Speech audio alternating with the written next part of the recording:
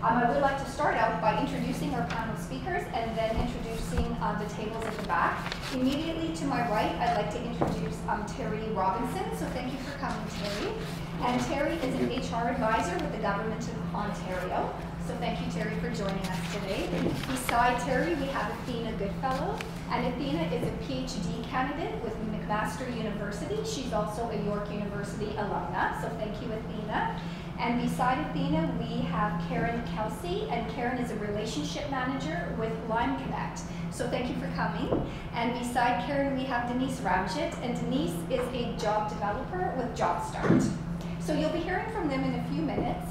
And again, as I had mentioned, the purpose is to open up the floor to students' questions, and we will do a question and answer period until about 3 o'clock, 3:15, depending on time.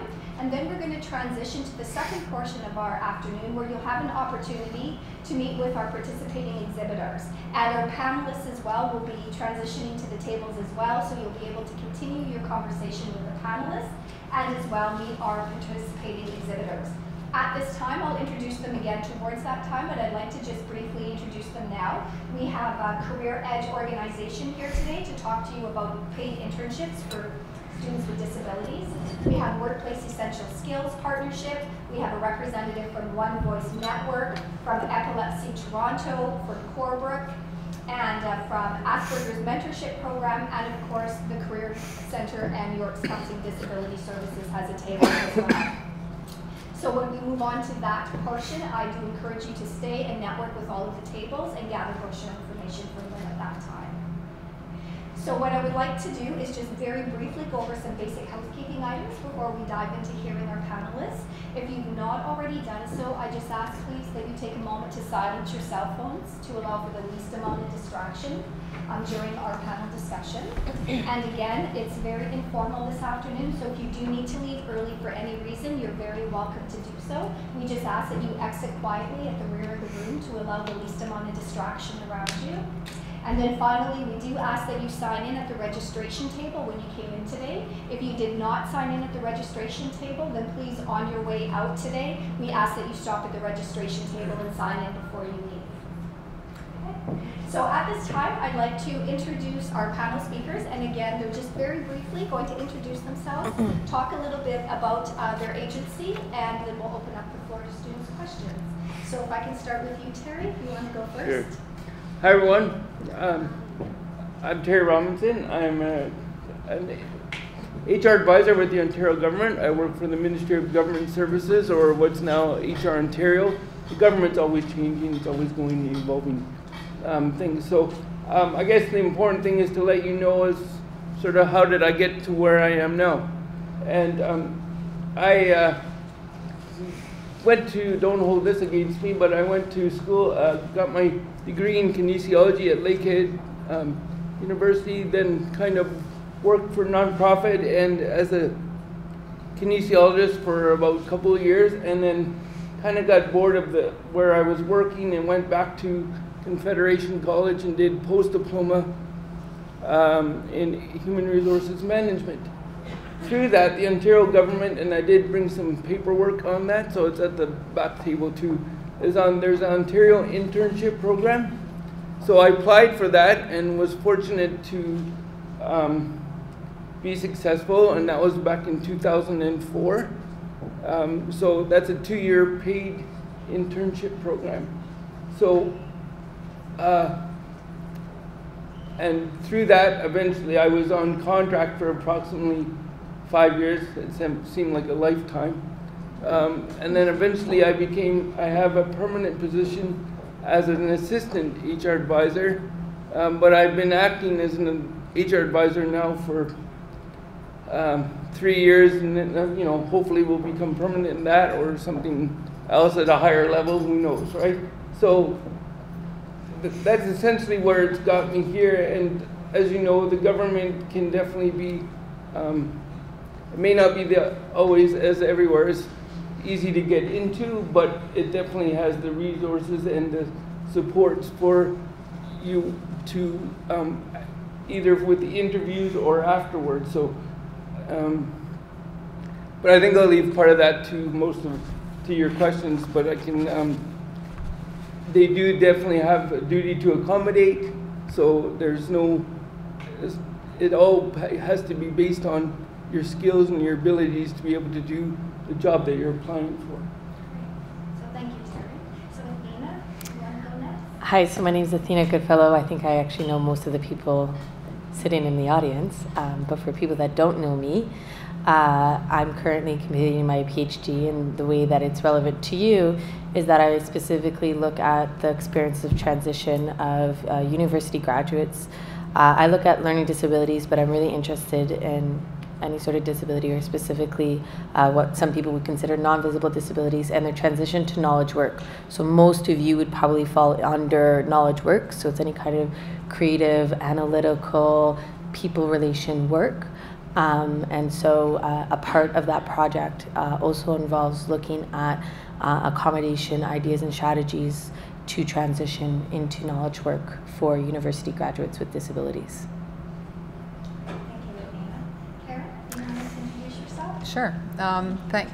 Thank you, Susan. It's great to have the opportunity to come and speak about Lime Connect, the organization, and what I do there. And Athena could probably tell you almost as much about Lime as I can, because she actually was in a position similar to mine before she went back to finish her PhD. So we keep bumping into each other. I think she was louder. Oh, sorry. How is that? Okay. So one of the first questions that people often ask is, what is Lime? What does it stand for? And the first thing I need to clarify is that it is not an acronym. Lime was really designed to be a little bit edgy, but a fresh approach to the disability talent space. And so if you look at our logo, you'll see that it's green, which is the color of the fruit, lime, which is really what the word lime stands for.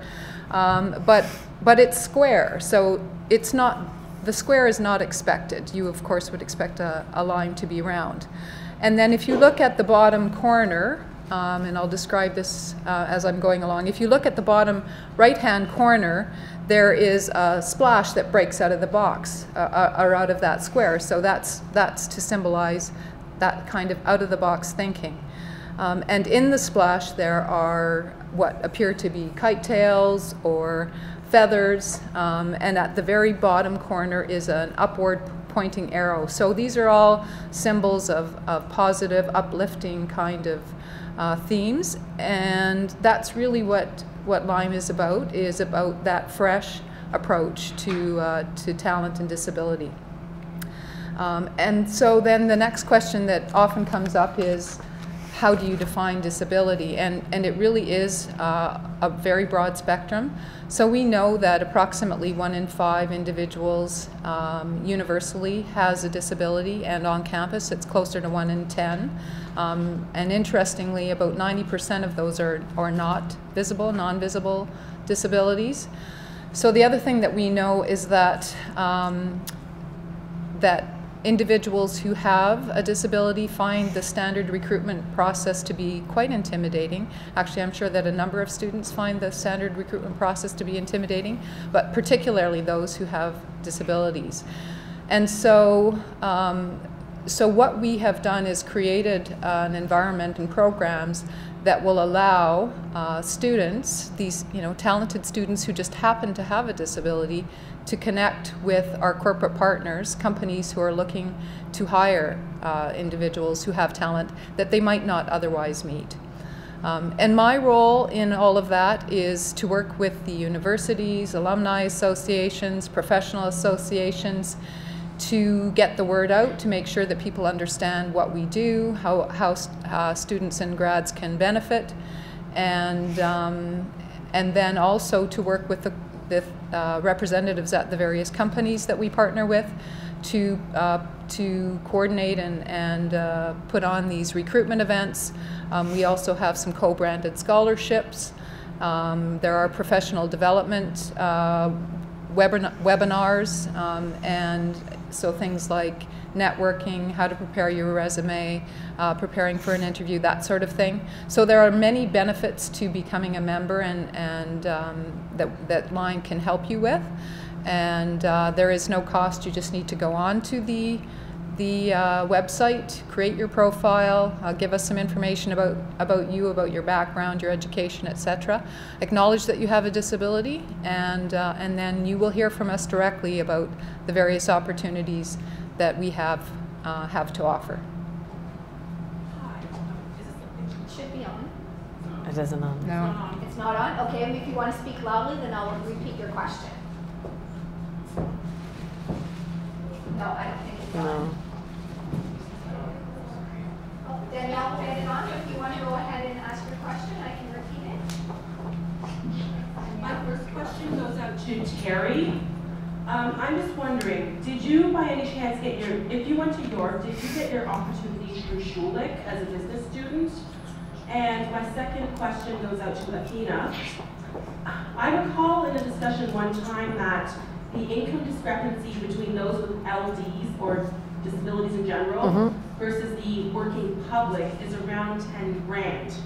The employment discrepancy? The income discrepancy. Yeah, so well, do you want to do Terry first, or do you want to? Go ahead, go ahead. Yeah, so the most recent stuff that I've seen, 2011, they're looking at both university and college graduates, so large sample sizes of college and university graduates, both with and without disabilities, and there's about a $10,000 discrepancy in income between the two and 2 years after post-secondary education. So there's a couple asterisks. One, it's unknown what that looks like at year 5, year 10, year 20 in employment, because there's no data available on that. And two, yeah, it depends on whether you think 10,000 is a lot or not a lot. It's kind of up to people, but yeah, that's true. Sorry? Can that be overcome? I think that's a good question. I think that's a really individual thing. When they looked at that study, and if anybody's interested, I can send you guys a study. When they looked at that study, they were doing a large sample size, so they were looking at lots of people. So it really depends, because really anybody that goes to university, there could be a discrepancy between any two students, right? So they did find that difference between students with disability and students without, or sorry, students with learning disabilities and students with not identified as learning disabled. And sorry, and no, I didn't. I'm not a York University student or graduate. I applied directly through the Ontario Internship Program, which is online, directly into the program. So it's there's a particular program area within the Ministry of Government Services that deals with the internships, and there are different other. That's what they do, the student hiring, the Ontario Internship Program. There's also another internship for internationally trained internships. We also quite often have co-op placements. We have an ongoing one in our office with a college that's ongoing. So no, I didn't come through the program that you mentioned, but you can on the year that you're going to graduate, you can apply, and there are many different streams now that you can apply into. And business is one of them. How about for communications majors? Yeah, there's also there's on the website, and I have some information in the back, but the communications is one of them as well. Thank you. Thank you very much.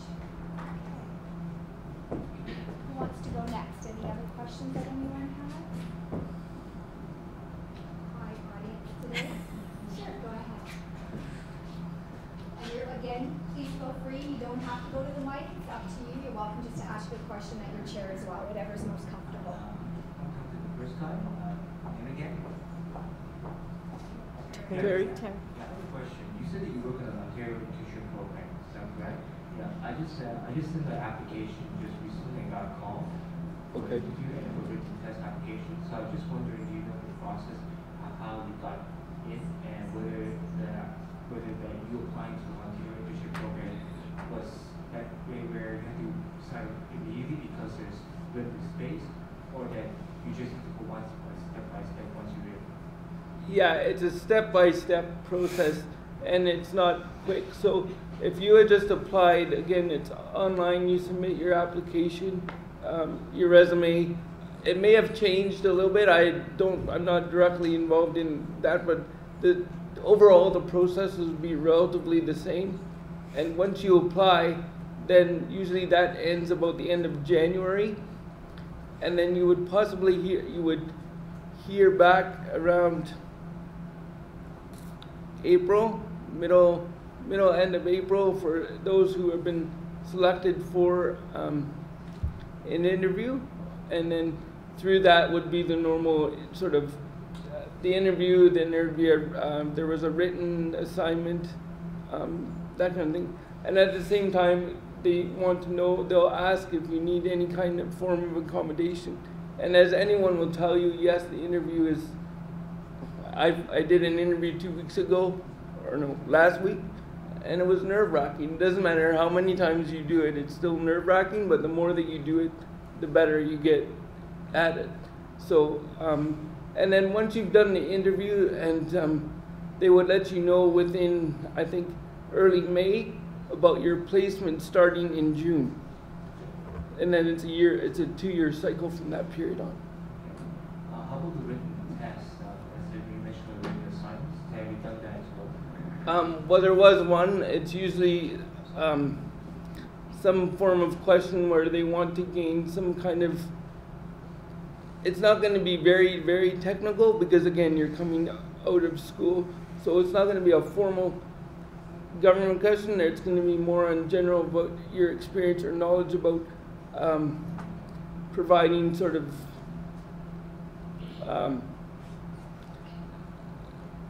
it depends partly probably in what area you're going into. They may have particular questions on if you're going into, say, communications or HR. They may have a little bit of a spin on it, but I think overall it's going to be a very general kind of question. So my last question is, will you find a license for anyone who's going to Ontario Internship Program? What advice would I provide? Well,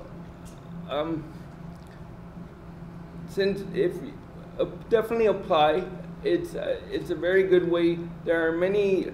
Every time I turn around, there is somebody else that I find out that has gone through the internship program. I'm not the first one with a disability. There has been, I'm aware of at least 15 over the years. There may be more. I mean, the government's a big place, so there could be more. But just be, I guess the number one advice is, and it's hard, you're going to be nervous, but believe in your own abilities, believe in yourself, and you'll do fine. I mean, when I did it, I was so tired I wasn't nervous because it's a long story, but because I wasn't nervous, it seemed to work so well. So I'm not telling you don't do that, but just try to be calm, confident, yeah. Thank you. No problem. Very helpful, thank you. So that was a lot of great information around the Ontario Internship Program. If I could just add to that as well, at the Career Centre, we do offer interview practice sessions in relation to getting a little bit more comfortable in your interview practice. We offer them one-on-one and in workshops. And as well, we have an identifying skills and accomplishments workshop as well that touches on those abilities that Terry was speaking of as well, so that you feel that you really have an understanding of your strengths and your abilities and your accomplishments and how to best showcase them. Okay, so who has a question that you'd like to ask next? Sure, go ahead. I guess I speak from here. Sure. I don't know if my voice doesn't project a little way. I can repeat it, so that's okay. Fair enough. My first question goes mainly more to the Life Connect Job Start, but I'll leave it open. Okay. So for Denise at Job Start? Right. How does the program basically deal with connecting students with the LDs to employment and positions already established, or is there some kind of means where they can maybe help a person with an LD start their own business? So it's around students with learning disabilities working through Job Start, either in relation to starting your own, so in entrepreneurship, do they have supports in relation to starting your own business, and what supports they have in place for positions within existing businesses? Yes. Okay. So our particular program don't support students looking to start their own business. There are other ODSP supported programs that can assist you with that. I do have a booklet on the table that I'm at that I can give you after, that I can show you which one does help you with starting your own business. And through our program, we do connect you with different industries, different employers based on what you're looking for. So it is not a black and white program where we have a set number of employers or the type of industry. It's really based on the student. Does that answer your question? Okay. And go ahead. yeah, Sorry, Karen. no, Yes, no, please. that because I think you were asking about from a Lime Connect perspective as well. Similarly, we don't. Lime Connect doesn't have any particular program that supports entrepreneurship. However, there are certainly some development opportunities that would help you be prepared for that sort of thing. But more, the greater opportunity with us is through career opportunities at the various companies that we partner with. So currently in Canada, that's the Bank of Montreal, IBM, TD, RBC, PepsiCo does some recruiting as well, and Google to some small degree. And we do that through recruitment events by invitation. So people apply to attend the events. Our corporate partners select people who they'd like to meet with. So candidates, students or grads, depending on the event. And then that's your opportunity to meet with the business and actually apply for jobs that they have available in their companies. And we're also looking to expand our corporate partnerships. So as you heard, we're very heavily focused on the financial services sector right now, but we're looking to diversify. So thank you very much. And if I can just add to that as well, thank you, Karen. Through the Career Center website, we have a Disabilities webpage as well that highlights any upcoming events, and all of the upcoming events that we're made aware of are on that website. And Lime Connect, Karen is often forwarding information to the Career Center that is posted on that disability webpage as well. And again, that webpage is through the Career Center website. Thank you. Okay. And someone else had their hand raised? Sure. Yes, I had a question for Lime. You say you're diversifying to other industries. Mm-hmm. Do you have any connections right now? So we're just in the process of looking at some prospective new partners.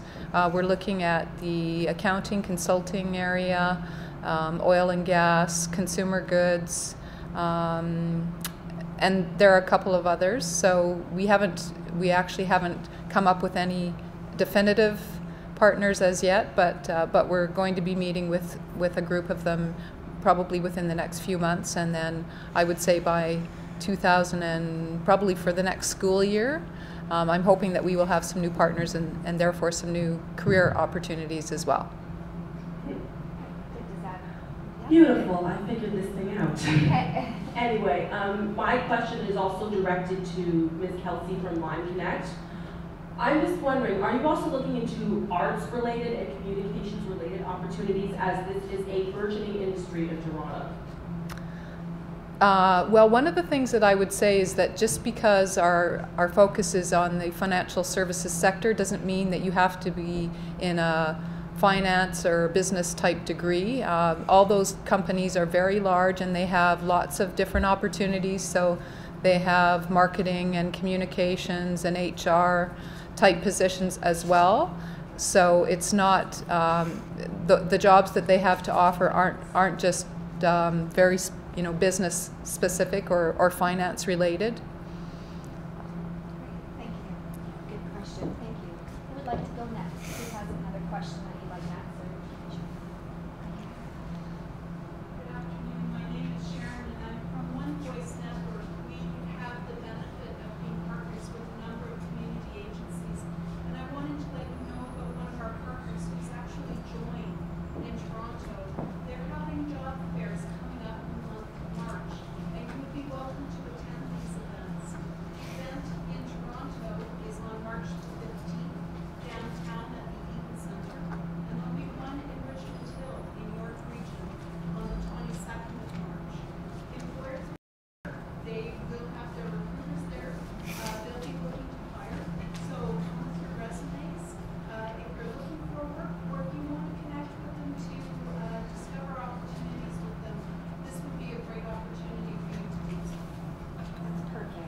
thank you very much, Sharon. And again, Sharon is from One Voice Network.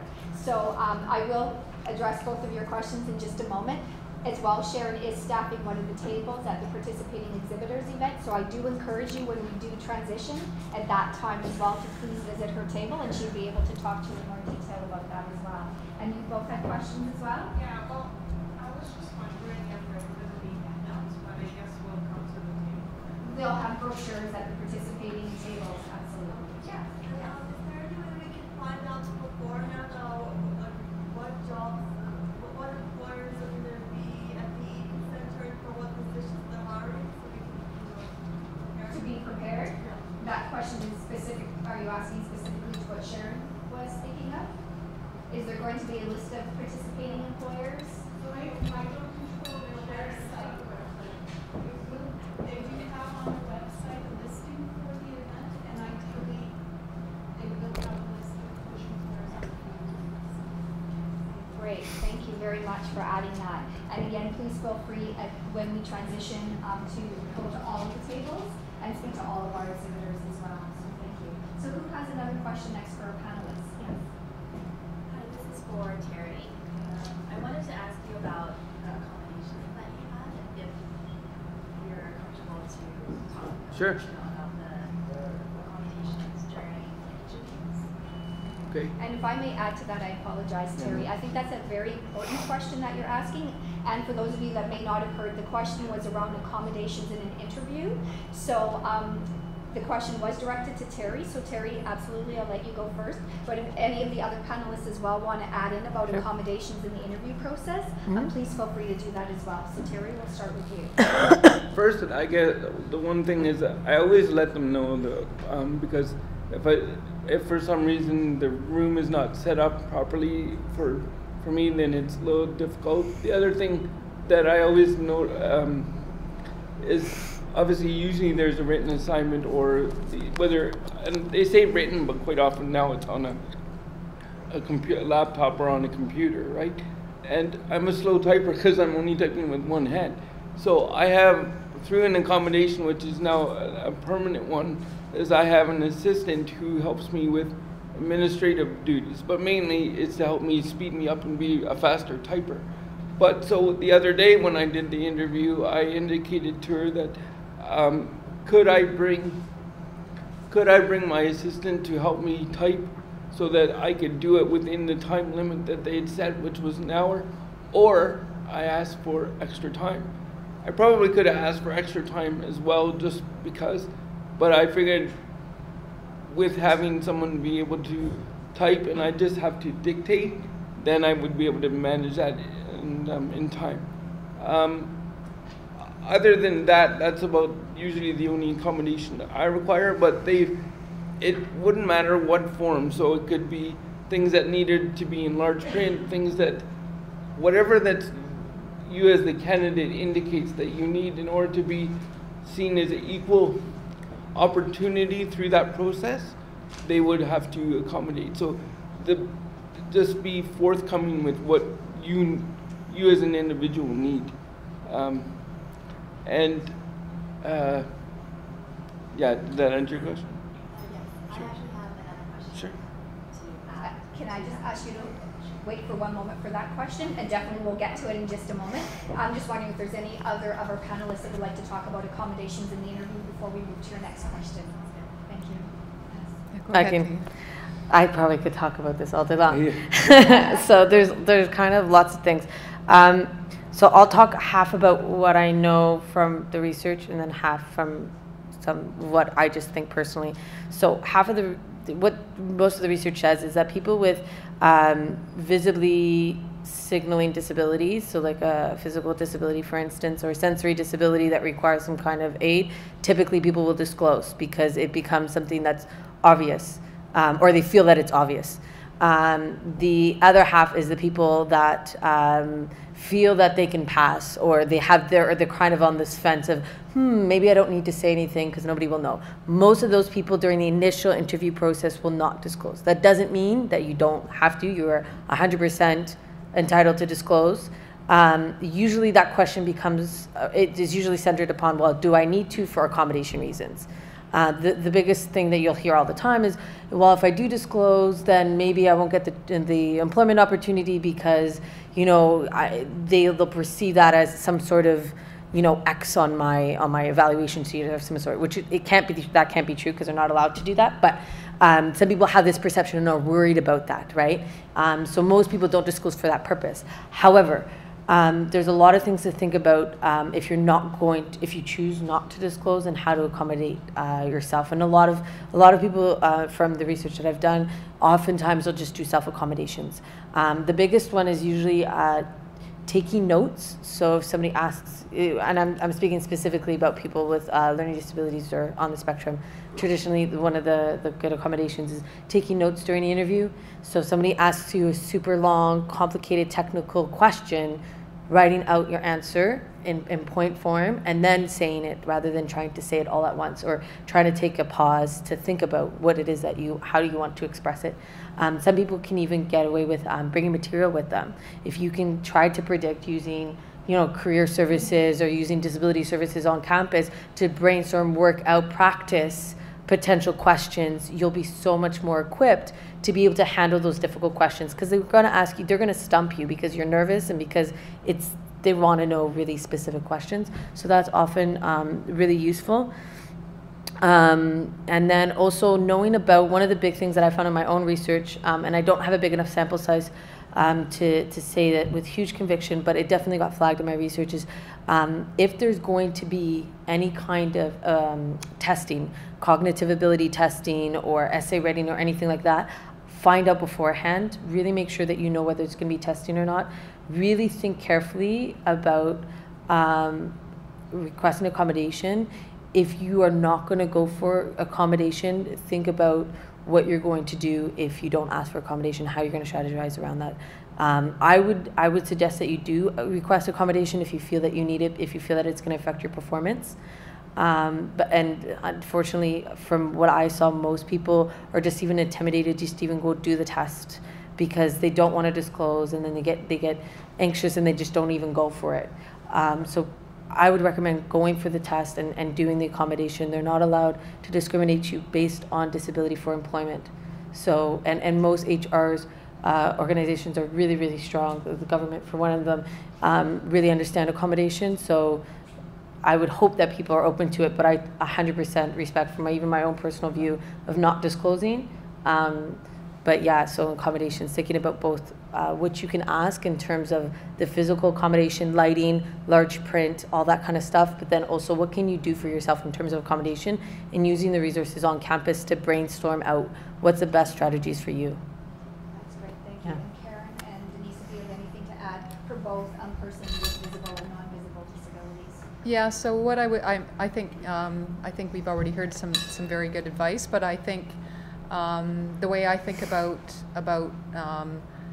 talking about accommodation is you need to think about what kind of support you should have in order to be successful. So whether it's for your interview, or whether it's for a job, or whether it's for a networking event, whatever it is, if you need some additional support to allow you to be successful in that environment, then it makes sense that you would ask for it. And as Athena said, I mean, there's legislation about accommodation, particularly in Ontario, but most organizations, particularly the large organizations, are very familiar with accommodation. They know what is required. You just need to ask for it. And I have to say that the stories that I hear about accommodation are the ones where people did not ask. So for an interview specifically, did not ask for an accommodation, even though the interviewer asked ahead of time if they required anything. And afterwards, they called and said, you know, I'm really sorry that I didn't say I needed a note taker or I needed extra time, because I think the interview would have gone much better, and now I'm not so sure that I did very well. So, you know, I think you want to set yourself up for success. Denise, do you want to add anything? Sure. With that being said about setting yourself up for success, I'll give you an example of what happened with a student that did successfully get placed in one of the big banks. He did not disclose that he had a disability because it was invisible, and he was afraid that, you know, it would be held against him. He did end up getting the job, But once he got in the job, he realized he did need an accommodation for extra time. So at that point, he had to go to HR and say, I need extra time because I have a disability. And then the question was asked, you know, you were asked before, why didn't you? So he had to explain himself. So I would, you know, to repeat what everyone else said, to really think about what you need, and also think about in the long run, if you did end up in this job, how it's going to affect you, and if you would be able to complete the job without disclosing. That's great, thank you very much. So that's a lot of really important information around interviews and accommodations. And I know that that was part one of your two-part question. Did you have, go ahead with your second question before we move to the next person. Yep. You mentioned having notes in the Yep.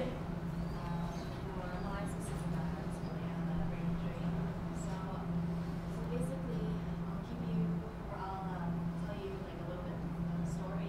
Sure. So last year, I was fortunate enough to get an interview for the Ontario government for the summer employment opportunity. Yep. And I disclosed that I have a disability, and I just said to the interviewer that I needed just extra time. But then I realized that I think I needed the questions in front of me. Yeah. But it was too late, right? But you know, next time. But regarding notes, though, I think if I'm fortunate enough to get another interview for our client this year, so is it common to have notes in an interview? Can I just, before you, Oh, yeah, go. I apologize for interrupting, Athena. I just know not everyone at the back can hear, so I'll just capture a little bit of what you were saying. So what I'd like to do is I would just like to repeat the question. I'll just take a brief synopsis of it. So basically the question was around accommodations in an interview and disclosing a non-visible disability in an interview and doing some accommodations, but then wanting to know what about taking notes or what about having a list of questions ahead of time, and then how to best manage that for your next interview. So that was around a bit of the question, and Athena, I'll let you kind of answer. Sure. Go through that. To my understanding, it is that you know what you can ask in terms of accommodation in an interview is a gray zone. Typically, most employers will allow quite a range. What they're really looking for is, do you have the knowledge, skills, and abilities to perform the duties of the job? So for you to bring a piece of paper to jot down notes so you can organize your thoughts a little bit clearer, typically, I've never heard of an employer saying no to that. And you can tell them in advance, formally in an email. You can tell them before the interview if you feel want to be a little bit more casual. It's really up to you. And in terms of bringing some sort of information with you, maybe some jot down notes. Unless it's a very technical position and they're asking for like, can you perform, can you give me the definition of this? Typically, that's fine. But I would just check with the employer beforehand. And I'll just jump in. Yeah, please. What Athena said is exactly that. In general, I mean, there's no hard and fast because it's all up to that particular manager or the hiring group at the moment. Because I've seen where they've actually given the questions ahead of time, and I mean like even a day or so before. Yeah. There's been other cases where, like the last one, they will give it to you approximately 15 minutes before. So then you get to look at them, and but what's always good, and I think everyone will tell you this, is that if you have a general idea, and that's by going to the different careers places and knowing what kind of jobs you're going to apply for. There's even ways to Google different kinds of questions that they could possibly be answering or asking, and just think about looking over your resume or over your history, your own experiences, and go, where have I done this? Where have I done that? And then you don't necessarily have to write down or whatever works for you. Yeah. But for me, for the last one, I had generally because I knew a good idea what. The other thing is, if you look at the job description and you look at, or the job ad, it's going to tell you sort of what the role is. So it doesn't require project management, doesn't require communications. What is it sort of looking for? So you know then that they're going to ask for they will ask sort of questions geared to that what's outlined in the job description. So then you can also think about thoughts of what you've done throughout your life. And for me, what I did is just wrote down trigger names or trigger ideas. I didn't necessarily have to write down the whole story because that was enough for me to remember. But that doesn't mean that you couldn't write out the whole thing, just so that having a good idea that's probably going to fit in somewhere in one of their questions. It may not be in the order that you're thinking it might be, but at least it's a good chance it might be there, right? And if you're applying to a similar job that you applied for last year, it's probably not going to, the questions might be worded differently, but a good chance that they're going to be very similar contexts. Great, so that's great. Before we move, I know I saw a couple of hands up. Was there anything that anyone else did? Karen or Denise, do you want to add anything? I think most of it's been covered. The other thing that I would say about an interview is it's also an opportunity for you to get to know the organization or the company.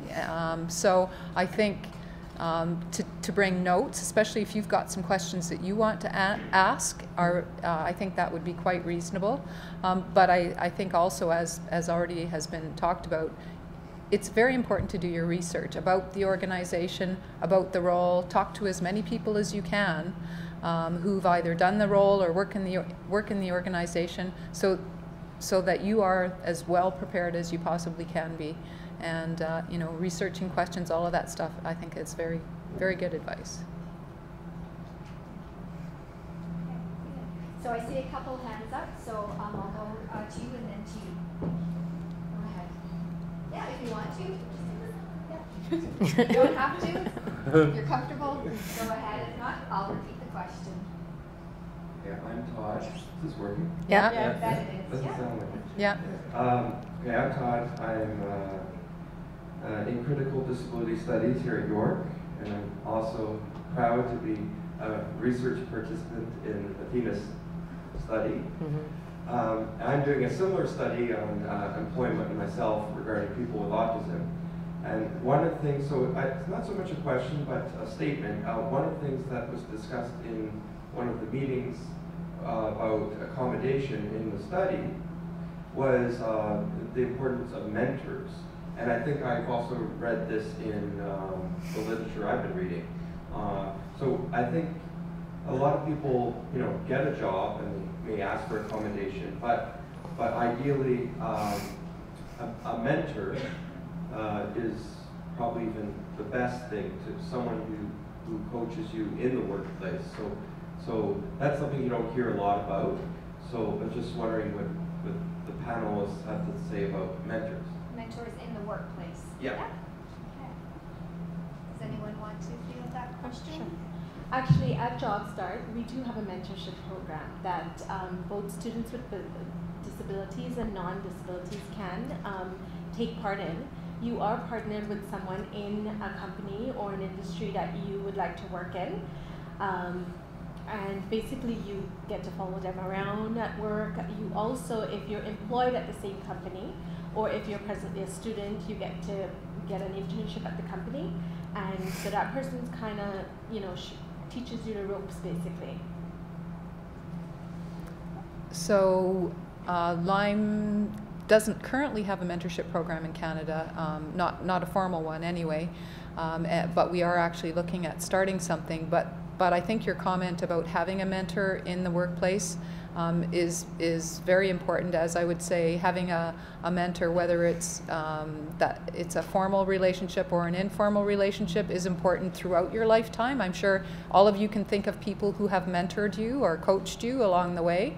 And so I think it's just as important once you get into the workplace to have somebody to give you some guidance, somebody that you trust and that you are comfortable in talking to and sharing your challenges with and aspirations. And I absolutely agree.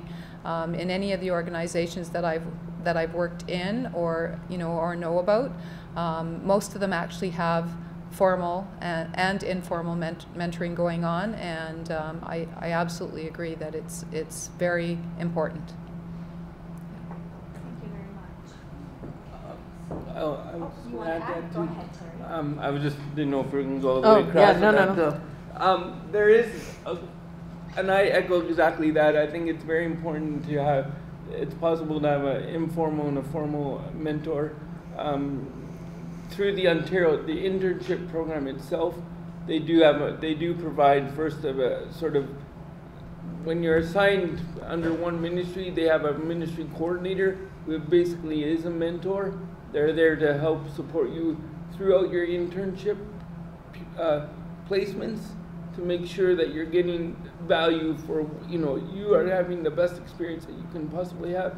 At the same time, they also assign an actual mentor. So that's also there for support.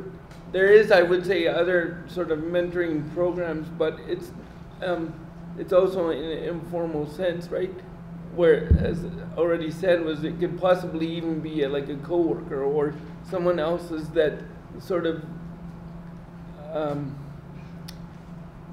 sort of gone through the same kind of thing. And at the same time, I would also say that it may not necessarily be the best, but also initially reach out to, if you need to your manager or supervisor and say,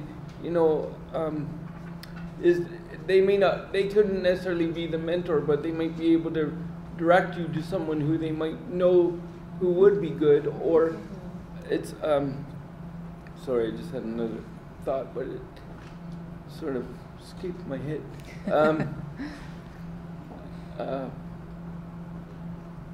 And the other way to gain that is through your peers or through networking. When you go to other functions and you meet other people, through that you're going to build mentors, friendships, all that kind of stuff. So again, those would be a little bit more informal, but. So thank you very much. So we have time for about 2 more questions before we transition into the second part. So go ahead, you've been waiting patiently, so thank you, and then I'll get to your question in a moment as well.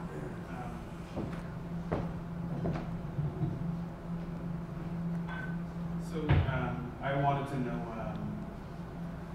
specifically about on-the-job work too as well, for each of you. Like when you get fired, because you might not disclose your disability, it affects your ability to really work. Is there any recourse to that too as well? Is there any solution to deal with that? And what would you suggest? So if a person is hired and they do not disclose their person with a disability and then they're dismissed for whatever reason? No, for related to the disability, incompetence because of this disability, it affects their ability to do that disability. To do that job. To do that particular role. Okay. But I have a question. Did they disclose their disability? No, they didn't. So they never disclosed their disability. Yes, we talked about that. Some people not disclosing. Right. And then they won't, because of their disability, they wasn't able to perform in the job, and in turn got fired or let go. Yes, I'm taking it to another. Yeah. And it does happen. Okay, so how do they? What is there? And is there any solution, any recourse? I can go for it. So it depends on whether you're in a unionized or non-unionized working place. Regardless of the case, there is recourse. I have to stress that it's messy. It becomes messy because this conversation goes back and forth. Well, why didn't you disclose before? Well, I was worried that this might affect my opportunity to grow within the company and yada. So there is recourse. If you're in a unionized environment, it will go through. Your union will represent you through arbitration, and then it gets sorted that way. If you're in a non-unionized environment, you'll most likely put in a claim through the Human Rights Commission as an individual, and then it goes through that process. In both cases, they're long and messy. If you can avoid that at all costs, please try to do that. The The scariest thing to ever hear is I got a bad performance appraisal that related to my disability. I chose not to disclose prior to this performance appraisal, and ta-da. No bueno. Try to avoid that at all costs if you can. There is recourse and there's things that can be done, but unfortunately those things take a really long time, and you might be out of employment you might be out of employment at the end of this situation, and you're most likely out of employment during that recourse process. So it's non-desirable, and if you can avoid it, do it. To add to that, yeah. Athena answered it perfectly. She explained about unionized or non-unionized. The only thing I'll add is within the Ontario government, even whether you disclosed it or you didn't at the interview process, and now you're disclosing it, yes, it's going to be still complicated. It's still going to be a little bit messy. But if you provide sufficient medical, and that's usually the challenging thing, is getting. But if the medical indicates that you truly have a disability or condition that's going to affect your employment, then you cannot. Well, it would be very hard because the employer would have to prove that in what way did they accommodate you and you still didn't succeed, and then it becomes a performance issue. But if they haven't shown that they have gone through over and above to accommodate you, then they would have to. You wouldn't lose your job because they have to show that it's truly a performance issue, not your inability to perform the duties of your job because of your disability. But it can be a very long and messy process depending on what information is available or not available. And what job it is. Exactly. There's lots of pieces. Yeah. It's hard to give a straightforward answer to that because it's very complex. But there is a process. Yes. So it exists. Yeah. Yeah, but as you've both said, it's certainly not the situation you want to find yourself in. And the other thing is, even if you are successful in winning a case, the environment that you're going to find yourself back in, if you retain your job, is probably not going to be the same friendly environment that you left. So, yeah, I think to the point that was made, you want to share as much as you can to ensure that you're going to be successful before you get to that point. Yeah. So thank you. So that was a great question, and I know you've been waiting patiently. And I think that what we'll do, I know you had your hand up as well, close to the same time. So we'll conclude with you can go first, and we'll conclude with your question. And then I do want to save time for the meet and greet, and then again the panelists will be here to answer additional questions as part of the meet and greet as well.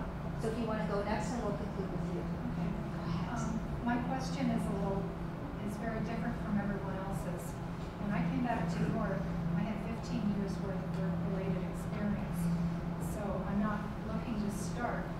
However, now that I have an episodic disorder, I can only at most do 25 to 30% of what's on my resume at any one time. Do any of your agencies look for employees that have episodic disorders if they have positions? Because most of the time, people will look at my resume and say, oh, well, if you can't do full-time or part-time, you can do contract. Well, no, contract is still a full-time day, but it's just only a few weeks long.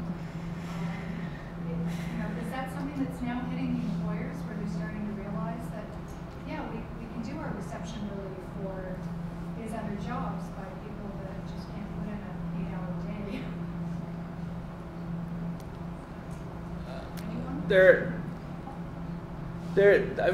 It depends on certain positions. You're right. There's when I think of the one of my portfolio, a lot of it is instead of going to full-time hours, which is what everybody else is sort of looking for, is the option of part-time, but regular part-time. So you'd be a full-time part-time position.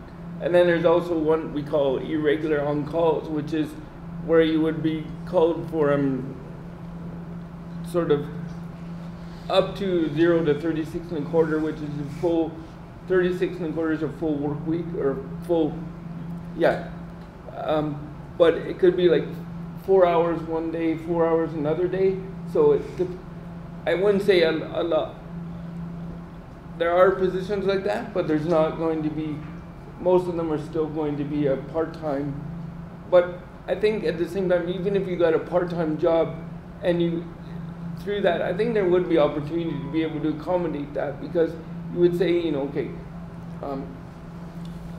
be able some flexibility, because there is the idea of the, you know, flex work arrangement. Again, it's going to have to be share the information and sort of work through that process with the manager or with the area, and it'll also depend on the nature of the job. It's going to be a hard thing to know, but there's some opportunities there. So the nature of the job and the nature of the duties within that Yeah. position. Okay, Karen, did you want to add something? Yeah, I would just echo that. Most of the positions that we are looking to fill through the companies that we partner with are full-time, but occasionally there is something that comes up that is part-time, and so then it would be a question of whether that's a match for your skills and experience, or is it, you know, are the hours going to be conducive to your condition? Like, so it's, you know, it's something you'd have to work through, but it is possible. So thank you. So I think we'll finish with your last question. Yeah. What if a person gets fired because of their disability? What would be the appropriate course of action to take from then on? And how would you know, how the person know if that's the reason why they got fired? So is your question in relation to a person with a disability that got hired and disclosed that they had a disability, and then they were dismissed? And not right away, but sometime, like shortly after. Ooh. Well, that might be challenging to answer because there's a variety of variables, and I'm not sure if someone wants to. I can short. Go ahead. Yeah, it's sticky. I know what you mean, and I know that's kind of a concern, right? That, you know, maybe potentially down the road they might do that. Usually, when you get terminated, they have to have a reason, right? And you have to look at what that reason is. If the reason is related to, say, for example, performance issue that might be linked to your disability, I would talk, if you've already disclosed with your manager or you haven't disclosed with your manager, speak with them and talk with them and say, hey, by the way, I know that you noticed this performance issue. How about we try to address it? Typically, employers will let you know before they terminate you that you have performance issues. It depends on the employment place, but that's typically the situation. In an extreme circumstance, if they terminate you based on something that related to your disability and you disclosed it, there's recourse, as we mentioned, both in unionized and non-unionized environments. I should also mention there's some older research, but research that exists, that shows that people, of the people that do disclose that they have a disability, their perception that there's been discrimination does, hold on, I want to rephrase this. So for individuals that disclose, they do feel that there's a change in their employment situation. So they feel that other people may view them differently in the workplace. However, there's actually no statistical support for that. There's actually no correlation between disclosure, in this particular study, no correlation between disclosure and the likelihood of promotion, demotion, or firing. So if you want to see the quantitative data on that, I can show you. But I know that that's usually, that's a worry, right? How is my employment security going to be affected once I disclose? I can show you what I know on that, but I think most employers are accommodating in general, regardless of disability. They want you to do the best that you can do, and if they can provide you with something so that you can work better, they are happy to do that. Yeah, so just talk with them. And like Athena said, it's, again, she covered it, but from the government's point of view, they couldn't, I mean, they also take harassment and discrimination very serious, which is a violation of the Human Rights Code. So if there's even the idea that you've been fired strictly on your disability, I tell you as an HR advisor, I wouldn't want to deal with that. That would be a nightmare, because I'd be trying to defend the manager and going, well, I think you're on the hot seat for this because there's no way around it, and then we're going to try and figure out how to support that as much from we'll try to eliminate as much damage as possible, because now they've gone and done something they shouldn't have done. So the real number one thing is that it has to be based on performance. And if you're showing, if the manager needs, and Athena mentioned it, they can't one day and say, you've been working there for 6 months and now they're coming to you and firing you because, well, your performance is no good. Well, if they haven't talked to you before that and told you that these were your expectations, and if you had said, okay, well, I need this or that because of my disability, and they haven't provided that, they couldn't fire you because they haven't done their job either. So it's, again, it gets very messy, but it's not something that they can just up and fire you because you have a disability. The only other thing I would say, so yes, and there are situations where people get terminated for cause, which is, it's usually something to do with behavior, conduct. So it's, you know, a breach of trust or something like that, which could be related to judgment. So I think the question then becomes, are you a good fit for the job because of whatever is required? So whether it's judgment, you know, decision making. So I think there's that question to ask too, because you have to be a good fit for the job, for the organization, regardless of whether you have a disability or you don't. You know, everybody has a range of capabilities, and so I think that's the other question that needs to be asked. Is it's not just about whether it's legal or it's, you know, or it's ethical, or it's, you know, is it the best thing? Is it in your best interest to be in that position? So I think that's one other thing to consider. Can I add on something? Because I think your question brings back something that actually Todd said, which is how to get around this because you're talking about maybe the end of an employment experience, right, where somebody would get terminated. Let's roll it back and say, okay, so how do we avoid that entire situation? Well, two ways of doing it is thinking about strategies. Who am I? What are the strategies that I currently use at York that work for me, that help me perform well? You guys are all here for a reason, right? Because you're really good at what you do. What's working for you right now, and what can you do to take from what you're doing right now that's working for you and translate that into the employment place? Talk to your disability advisor. Speak with the Career Center. These people are here to help you to strategize around that. Use them before you leave so that you can develop a good action plan before you get into the employment place. And then when you get there, like Todd was saying, get a mentor, find somebody formally or informally that can give you feedback and be like, hey, Todd, guess what? When you do that, not so good. Maybe try this, and get somebody to do informal feedback before you get that employment appraisal and before formally you find out that X, Y, and Z wasn't the best and maybe you should try a different approach. So the more you can strategize and get feedback and work that process, the better for you. And so you don't even have to worry about that end of, oh my goodness, I'm going to get terminated situation. You can get that feedback a little bit earlier and start that strategy process earlier.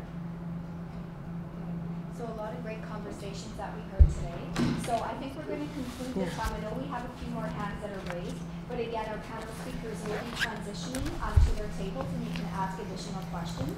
So just to very briefly summarize, we had a lot of really good information and a lot of questions today.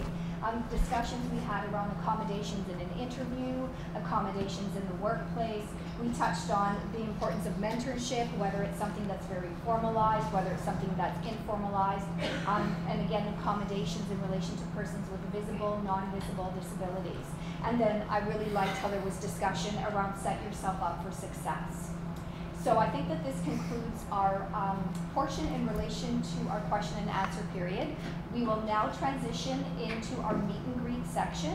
And again, I do want to remind everyone, please stay, please circulate the tables. There's a lot of great exhibitors that we have participating. I do want to remind you of our list again. We have Career Edge Organization, we have Workplace Essential Skills Partnership, we have One Voice Network, Epilepsy Toronto, we have Corbrook, and we have Asperger's Mentorship Program. And then, of course, again, as I mentioned, the panel speakers will be going to their designated stations as well, so allow them a few moments to transition to that area. and the Career Center and Counseling and Disability Services, as well as a table if you have any additional questions for us as well. So I would like to take this time to sincerely thank our distinguished panel speakers. We have again Terry, Athena, Karen, Denise. Thank you all so very, very much on behalf of the Career Center, on behalf of Counseling and Disability Services. We had a lot of great discussions. Let's give a round of applause for our panelists.